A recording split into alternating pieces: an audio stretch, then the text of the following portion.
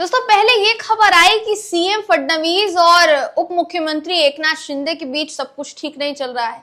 दोनों के बीच जो कोल्ड वॉर जारी है, उस कोल्ड वॉर की वजह से कहीं ना कहीं असंतोष की भावना दोनों ही पार्टियों के कार्यकर्ताओं में कौंधती चली जा रही है, ये कहा जा रहा था। मगर अब जो खबर सामने आई है वो महाराष्ट्र की सियासत में भूचाल लाने के लिए काफी है दोस्तों, क्योंकि अब सीएम फडणवीस को अपने ही दो सहयोगियों के बीच रार का सामना करना पड़ रहा है और दोनों के बीच छिड़ी इस जंग को वो शांत कैसे कराएंगे, इसके बारे में उनको मंथन करना पड़ेगा। यानी सरकार चलाना छोड़ दीजिए, पहले ये तय कीजिए कि ये जो भिड़ंत है इसको रोका कैसे जाए। देखिए, कहा यह जा रहा है कि उप मुख्यमंत्री अजीत पवार का खेमा और उप मुख्यमंत्री एकनाथ शिंदे का खेमा, दोनों ही खेमों के, दोनों ही दलों के नेताओं के बीच में जो जंग छिड़ गई है ये खत्म होने का नाम नहीं ले रही है। दोनों पार्टियों के मंत्री जो हैं एक दूसरे पर आरोप प्रत्यारोप का दौर जारी कर चुके हैं दोस्तों। अब इस खबर में मैं आपको बताऊंगी कि अजीत पवार की पार्टी से किसने क्या कहा, साथ ही एकनाथ शिंदे की पार्टी से, उनके दल से, उनके गुट से किसने क्या कहा, जिसकी वजह से माना जा रहा है कि महायुति में सब कुछ ठीक नहीं है। इस खबर में आपको बताएंगे, आखिर तक इस वीडियो को जरूर देखिएगा। नमस्कार, मेरा नाम है जयंती झा और आप देख रहे हैं देश नीति। दोस्तों, ये चौंकाने वाली खबर है कि वो महायुति गठबंधन जिसके तहत, जिस गठबंधन के तहत, जिस गठबंधन के बैनर तले पिछला महाराष्ट्र विधानसभा चुनाव महायुति गठबंधन ने जीता, जिसमें बीजेपी, अजीत पवार गुट की, कहीं ना कहीं कहेंगे तो आप एनसीपी, साथ ही एकनाथ शिंदे की शिवसेना, इन तीनों का समावेश जो है ये बनकर गठबंधन तैयार हुआ। और उस गठबंधन ने लोकसभा चुनाव में भी मिलकर चुनाव लड़ा और इसके अलावा विधानसभा चुनाव में भी मिलकर चुनाव लड़ा। चुनाव जीता भी गया और उसके बाद कई बातें कही भी गई कि किसी भी कीमत पर सरकार चलाने पर हम ध्यान देंगे। हमारे जो महायुति की जीत है ये जनता की जीत है, जनता ने हमको चुनकर भेजा है, तो उनके जितनी भी चीजें हैं उनको हमें पूरा करना पड़ेगा। ऐसी बहुत बड़ी बड़ी बातें जो है, बड़े बड़े दावे जो है किए गए थे। मगर अब ऐसा लग रहा है दोस्तों कि आपस में ही भिड़ंत जो है वो खत्म होने का नाम नहीं ले रही है। अजीत पवार के पास वित्त मंत्रालय है और वित्त मंत्रालय से जुड़ी या वित्त विभाग से जुड़ी शिकायतें कर रहे हैं एकनाथ शिंदे के नेता, एकनाथ शिंदे के वो विधायक जो महाराष्ट्र सरकार में मंत्री भी हैं। मामला क्या है बिना देर के बता देते हैं। आपकी स्क्रीन पर इस समय वो खबर आपको दिखा रही हूं दोस्तों, जिसके मुताबिक पिछले साल दिसंबर में महाराष्ट्र में महायुति की सरकार बनी थी और इसके बाद से ही राज्य में सब कुछ ठीक नहीं चल रहा है। अब पता ये चल रहा है कि गठबंधन के दो सदस्य यानी एनसीपी और शिवसेना के बीच टकराव की स्थिति पैदा हो गई है। ये टकराव बीजेपी और खासकर सीएम देवेंद्र फडणवीस के लिए चैलेंज बन गया है कि वो इसे खत्म कैसे करेंगे। दरअसल देखिए, शिवसेना नेता है संजय शिरसाट, इन्होंने उप मुख्यमंत्री और एनसीपी नेता अजीत पवार के तहत आने वाले वित्त विभाग को लेकर नाराजगी जताई। कहा इन्होंने कि एससी और एसटी के लिए लाड़की बहन योजना के लिए निर्धारित जो फंड है इसका डाइवर्जन हो गया और मुझे पता भी नहीं चला। मुझे ये तब पता चल रहा है जब डाइवर्जन को लेकर मैंने मीडिया में खबर सुनी। मतलब मीडिया के जरिए हमको खबर पता चल रही है, लेकिन हमें ये नहीं मालूम कि डाइवर्जन जो है ये हो गया है। देखिए, आपकी जानकारी के लिए बताना चाहूंगी दोस्तों कि संजय शिरसाट जो है वो सामाजिक न्याय मंत्री है महाराष्ट्र सरकार में और उनकी तरफ से कहा गया है कि मुझे ये भी नहीं बताया गया कि सामाजिक न्याय विभाग से करीब 400 करोड़ रुपए का जो डाइवर्जन है वो किया गया है, डाइवर्ट उसको किया गया है। इसके बारे में मुझे मीडिया से जानकारी मिली और अगर ऐसा ही है तो सामाजिक न्याय विभाग की कोई जरूरत ही नहीं है। अगर आपको खुद ही निर्णय लेने हैं, आपको खुद ही डाइवर्जन करना है, खुद ही पैसा डाइवर्ट करना है और हमें बताना भी नहीं है, तो फिर सामाजिक न्याय विभाग की तो जरूरत ही नहीं है ना। इसे तो बंद कर दीजिए। फिर अगर हमारी जरूरत नहीं है तो बंद कर दीजिए इस विभाग को।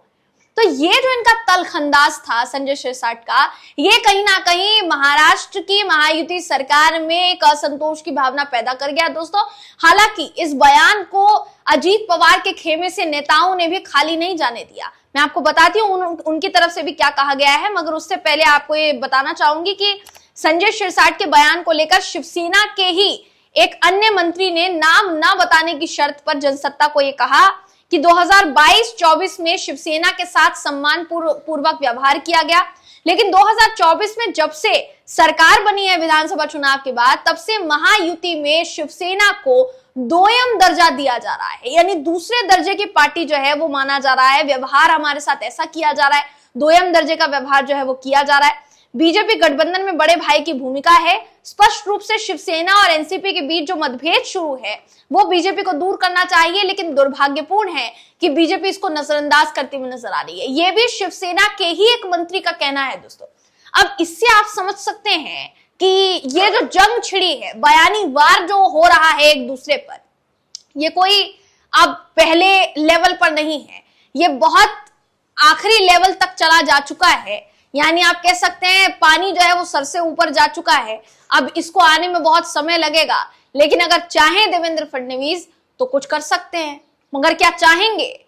क्योंकि बीते कुछ दिनों में संजय माफ कीजिएगा एकनाथ शिंदे को लेकर जो फिलहाल के लिए खबरें सामने आई हैं कि एकनाथ शिंदे जो है वो देवेंद्र फडणवीस को लेकर बयान दे रहे हैं, देवेंद्र फडणवीस एकनाथ शिंदे के विधायकों को लेकर बयान दे रहे हैं कि इस तरीके की बातें ना करें वरना आपके खिलाफ कार्यवाही होगी। वो मामला भी हमने पिछले दिनों आपको बताया था।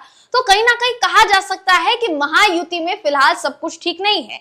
अब मैंने आपको जैसा बताया कि अजीत पवार के गुट से भी नेताओं ने इस पर टिप्पणी की है, और क्या कहा ये जरा आपको देखिए बताना चाहेंगे। यहाँ पर देखिए कई सवाल खड़े किए, आरोप लगाए गए थे पहले भी कि जब अजीत पवार इससे पहले उस गठबंधन का हिस्सा थे महाराष्ट्र में, जो गठबंधन टूटा नहीं था, मतलब शिवसेना दो धड़ों में बटी नहीं थी, एनसीपी दो धड़ों में बटी नहीं थी, उस समय भी वित्त मंत्रालय अजीत पवार के पास था। और अजीत पवार के ऊपर आरोप लगता है कि तब भी वो अपने पसंदीदा नेताओं को, मंत्रियों को ज्यादा फंड जो है वो देते थे, और आज भी जब महायुति में वो हिस्सा है तब भी वो अपने ही पार्टी के मंत्रियों को, पार्टी के नेताओं को ज्यादा फंड मुहैया कराते हैं।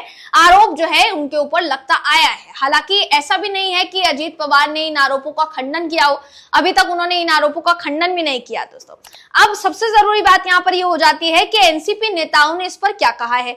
तो शिवसेना खेमे की तरफ से जो कहा गया उसको लेकर कहीं ना कहीं ये साफ तौर पर देखिए कह दिया गया कि अगर हम घटनाक्रम को देखें तो एकनाथ शिंदे ने दूसरे कार्यकाल की शुरुआत से ही नखरे दिखाने शुरू कर दिए थे। ये शिवसेना माफ कीजिएगा अजीत पवार के खेमे से नेताओं का कहना है दोस्तों। उन्होंने ये भी कहा कि अपने और अपने मंत्रियों के लिए, विभागों के लिए कड़ी सौदेबाजी करने के लिए आखिरी समय तक भाजपा को उन्होंने तनाव में रखा है। उनके मंत्री भी अब उसी तरीके का व्यवहार कर रहे हैं। तो कुल मिलाकर कहा जा सकता है दोस्तों कि फिलहाल अगर देखा जाए तो महाराष्ट्र में महायुति सरकार में सब कुछ ठीक नहीं चल रहा है। हर कोई एक दूसरे पर ठीकरा फोड़ने का काम कर रहा है, एक दूसरे पर जो है आरोप लगाने का काम कर रहा है। वित्त विभाग की तरफ से इस पर स्पष्टीकरण जो है देते हुए ये भी कहा गया है, या कह सकते हैं कि आप भारतीय जनता पार्टी की तरफ से बीच बचाव करते हुए ये भी कहा गया है कि इस तरीके की बातें जो है, या वित्त विभाग की तरफ से अगर कोई निर्णय लिया जाता है तो बहुत ही ध्यान देकर, बहुत सोच समझ कर ही निर्णय लिया जाता है।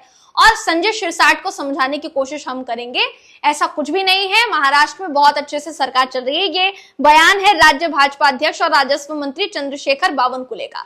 उन्होंने मतभेदों को कमतर आंका और उन्होंने साफ तौर पर कहा कि अगर ऐसी कोई समस्या है तो सीएम जो है यानी देवेंद्र फडणवीस जो है उसका समाधान निकालेंगे। ये भी कहा उन्होंने कि अजीत पवार सक्षम प्रशासक हैं, वित्त विभाग की बारीकियों को समझते हैं, अगर कोई फैसला लेते हैं तो अचानक नहीं होता, राजनीति और लोगों के बीच उन्हें संतुलित बनाना होता है। चाहे कोई भी सरकार हो, वित्त मंत्री को हमेशा मुश्किलों का सामना करना पड़ता है क्योंकि उन्हें कठोर फैसले लेने पड़ते हैं।